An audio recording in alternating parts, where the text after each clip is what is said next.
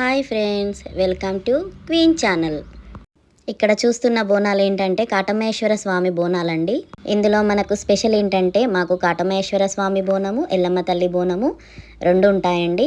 అందులో ఎల్లమ్మ తల్లి బోనం స్పెషల్, ఎందుకంటే ఎల్లమ్మ తల్లి మా ఇంటి ఆడబిడ్డ కాబట్టి ఆ అమ్మవారికి ఫస్ట్ సమర్పించే బోనం ఎల్లమ్మ తల్లి బోనం చేసి అమ్మవారికి సమర్పిస్తారు. ఎల్లమ్మ తల్లికి సమర్పించే బోనం పెద్దదండి. ఇక్కడ కనిపిస్తున్న బోనము ఇక్కడ మీరు చూస్తున్నట్టయితే ఇక్కడ పట్నం అని అంటారు. పట్నం వేసి ఆ పట్నంలో బోనం పెట్టి తర్వాత బోనాన్ని తీసుకొని వెళ్తారు. ఈ బోనం పెద్ద మనిషి ఒక్కరే తీసుకొని వెళ్ళి అమ్మవారి ముందు పెడతారు.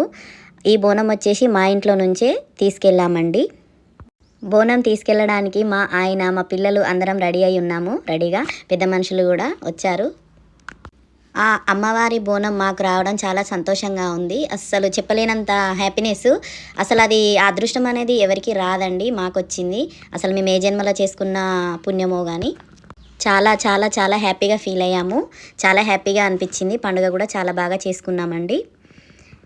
ఈ వీడియో ఎవరైనా చూసినట్టయితే ప్లీజ్ సబ్స్క్రైబ్ చేయండి, లైక్ చేయండి, షేర్ చేయండి ప్లీజ్. కొత్తగా యూట్యూబ్ స్టార్ట్ చేశాను నేను. ప్లీజ్ మీరు అమ్మవారి బోనం గమనించినట్టయితే అమ్మవారి బోనం 7 కుండలండి.